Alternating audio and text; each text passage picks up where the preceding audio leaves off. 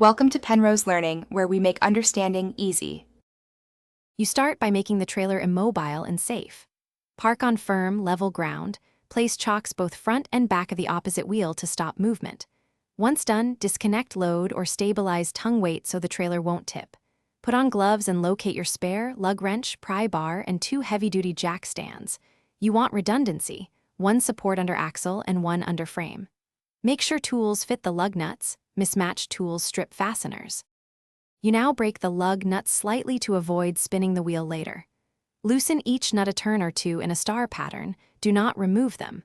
Next, use a long pry bar under the tire, leveraging against the axle or frame to pry the wheel upward. Lift just enough to clear the ground, about 1 inch. While lifted, slide both jack stands under the axle and frame rails. Then alternately raise and lower the tire onto the stands, so the wheel clears full. You can now remove the lug nuts and wheel. Inspect bearings, studs, and hub quickly. Contaminants or damage cause failures. Mount the spare, hand thread all lug nuts in the star pattern so the wheel seats evenly. Lower the trailer carefully until the spare touches ground, then torque nuts to the manufacturer's spec. Once done, drive slowly for half a mile to a mile and retorque. If you feel vibration or wobble, stop immediately, loosened lug nuts, bent rim, or damaged hub need correction before continuing.